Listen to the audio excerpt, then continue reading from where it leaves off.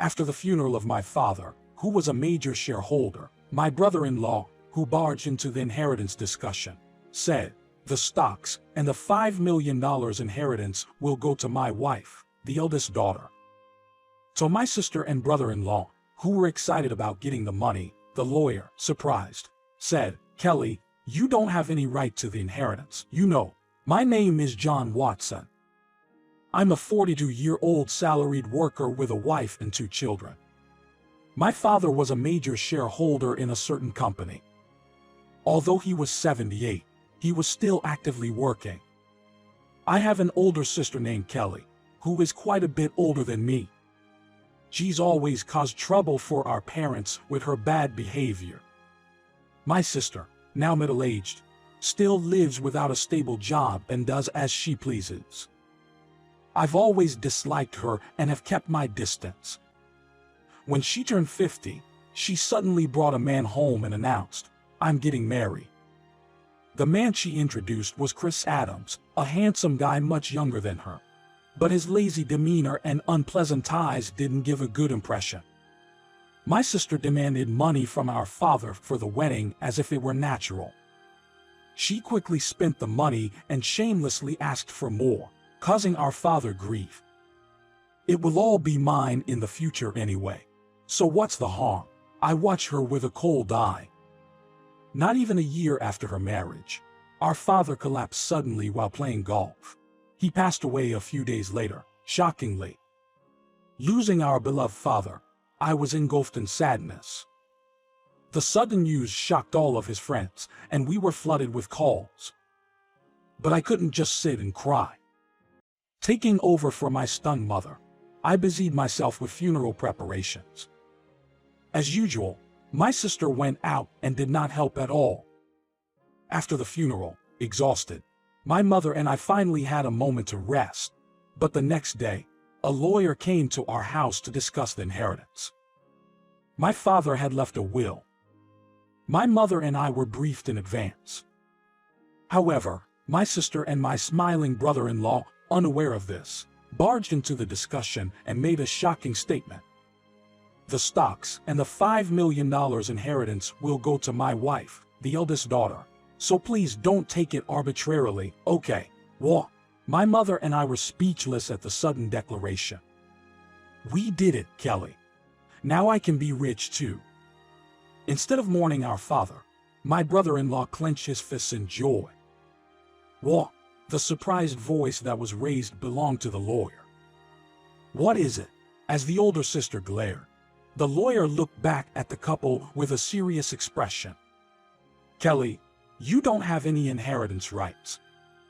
My sister and her husband looked surprised, saying, "Huh, what are you talking about? That's impossible." "Right. Kelly is the eldest daughter of this family." It seemed my brother-in-law was really counting on the inheritance he thought my sister would receive. The color of their eyes has changed. However, in front of such a couple, the lawyer spoke quietly. "Didn't you know? Kelly is not the biological child of the late Mr. Watson." Suddenly, my sister's face changed, and she looked at our mother. "Mom." Our mother had an indescribable look on her face. I knew that my sister was a half-sibling, but it seemed she really didn't know. In a near frenzy, she began shaking our mother's shoulders. "Mom, what does this mean? Kelly, you are the child of my previous husband." While being shaken, that was all our mother muttered. My sister, who had been teasing me since childhood with remarks like, "Daddy thinks I'm cuter," now wore an incredulous expression. But if she was legally adopted, she should have inheritance rights. Suddenly, my brother-in-law raised his voice. "Right, Kelly? Yes, that's right." However, our mother shook her head in front of my sister. There was no legal adoption. The two looked in disbelief again. "That's impossible. I am the eldest daughter. Even Dad said so." My sister let out a furious shout and glared at me. "I won't let you monopolize the inheritance." Irritated by her attitude, I retorted. "After all the money Dad spent on you, you still say that? Shut up. I'm his daughter. I have every right." my sister shouted, and my brother-in-law joined in her protest. Right. What's wrong with spending money on a daughter? I sighed involuntarily. Normal expenditures for a daughter would be fine. But my sister had spent my father's money on paying off debts and settlements of troubles. Mrs. Watson, John, the lawyer, who had been silent until now, spoke up. Why don't we show Kelly the will too? The will? I don't know anything about that. My sister sounded panicked. But her ignorance was her own fault. My father wanted to discuss the contents with us when making the will, so he asked us to be present. However, my sister scoffed and went out to play instead. When I pointed this out, my brother-in-law glared at her fiercely. What were you thinking? It was so important. So, what will you do? Faced with the question, the two agreed to hear it. The lawyer then revealed my father's will, which clearly stated that the inheritance was to be left to me and my mother. It also explained why my father did not adopt my sister. Initially, he intended to, but he became disappointed with her as she kept being mean to me, her half-brother, and her reckless spending increased as she grew older. So I really have no inheritance rights. Understanding that she had no inheritance rights, my sister was stunned. Damn it, what are you going to do now? The one who suddenly raised his voice was my brother-in-law. You deceived me. You said you had money. His demeanor suddenly turned rough, and my mother and sister were taken aback. But I wasn't surprised. My brother-in-law had often shown his gold-digging tendencies. Perhaps he even married my sister under pretenses. Kelly, don't come back until you get some money. Wait, Chris, what do you mean by that? I thought I was going to be rich. What a disappointment. Roughly pushing aside my sister, my brother-in-law quietly left the room. Left behind, my sister glared at us with a red face and exclaimed, Mom, why didn't you arrange for me to be adopted? That's because it's unfair that only you get the inheritance. I should have received some too, but you didn't handle it properly. How terrible. Kelly, in front of our flustered mother, my sister cried out, It's unfair, it's terrible, while sobbing and messing up her hair. I was taken aback by her terrifying appearance, but the lawyer seemed unfazed, perhaps used to such scenes. Why does only he get it? Because I'm Dad's son. Hearing this, my sister's eyes widened in anger as she lunged at me. It would have been better if you never existed. I thought to myself that even if I hadn't been born, my father would have probably made the same decision, given the kind of person my sister is. But before I could say anything, the lawyer gently intervened. Kelly, if you do that, it will become a police matter.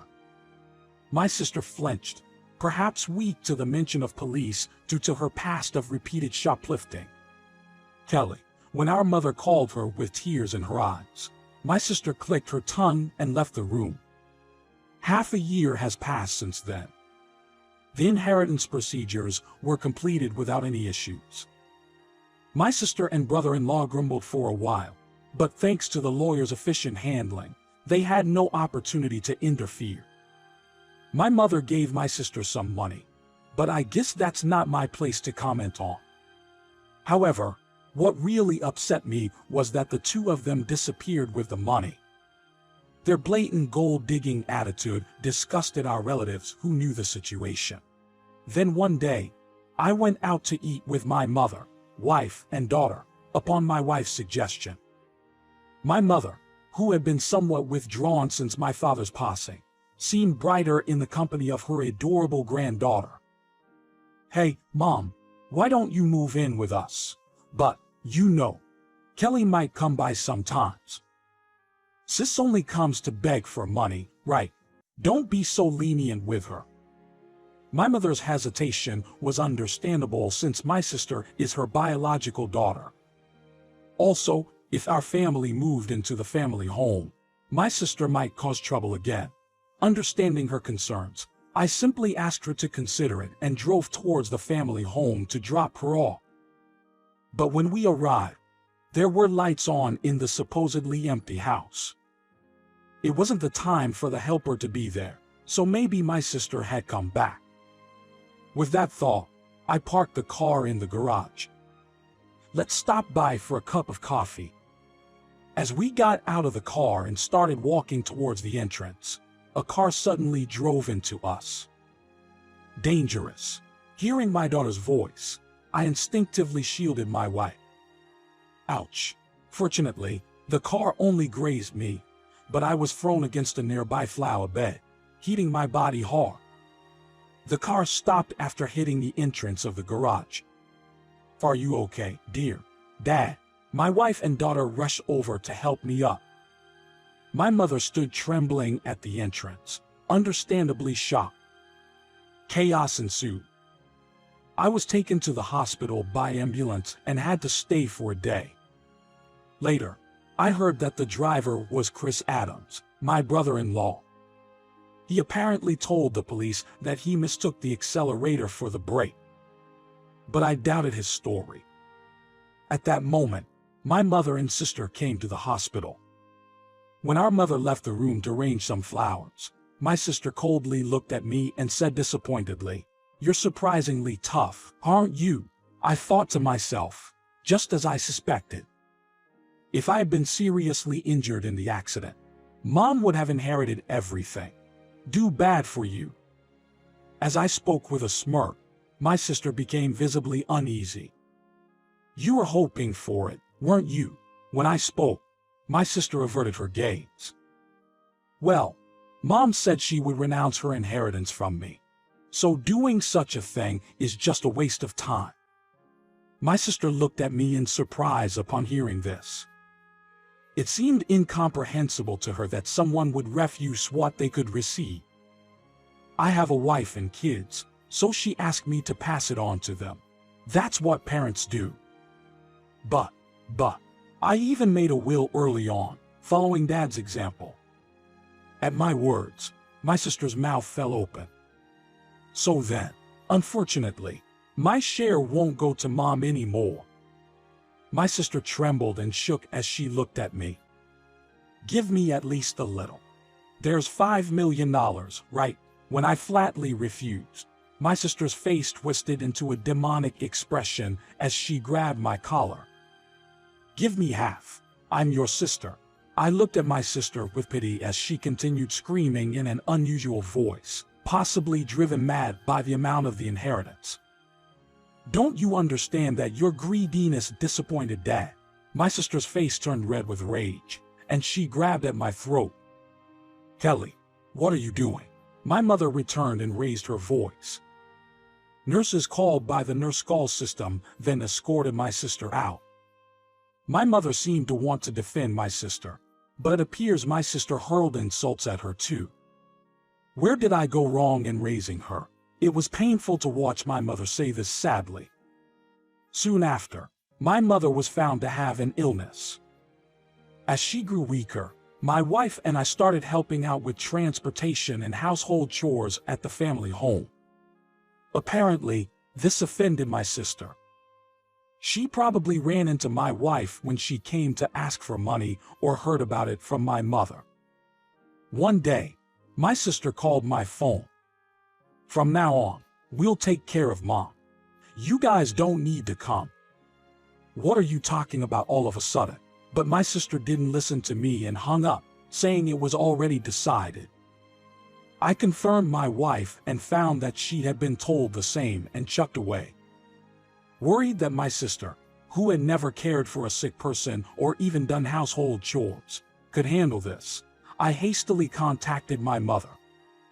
Surprisingly, it turned out that my brother-in-law had some experience in caregiving. My mother was still independent enough, so it seemed there wouldn't be a problem for now. I felt a bit relieved. However, within a month, my mother was rushed to the hospital in an ambulance. The cause was a mistake with her medication dosage. When our family hurried to the hospital, my mother looked alarmingly frail. The doctor was puzzled, She never made such a mistake before. Leaving my wife to accompany her, I went to the family home, which was in disarray. The fridge was empty, despite my mom's love for cooking. Apparently, the helper service was also unilaterally canceled. I felt ashamed for even slightly trusting my sister and was infuriated. A significant amount of money was withdrawn from my mother's bank account, though the bank card and PIN was in the safe.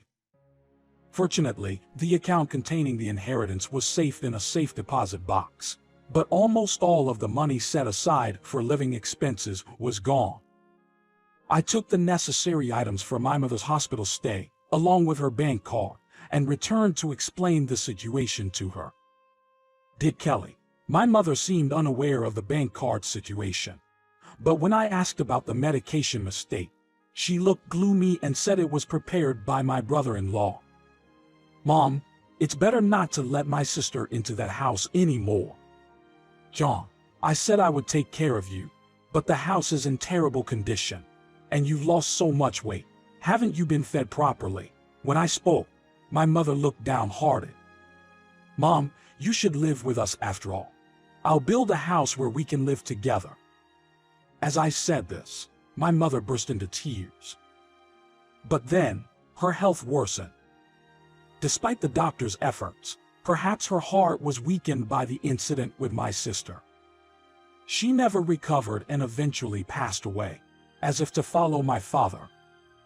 When I returned to the family home to prepare for the funeral, I found that all the valuables were gone. It seemed my sister and brother-in-law had taken them in their desperation for money. Standing in the empty house, I was stunned and then filled with intense anger. I vowed to make them pay for this. The day after my mother's funeral, my sister and I were to meet with the lawyer, presumably to discuss the inheritance. Too bad, the inheritance from Mom belongs to me, her daughter.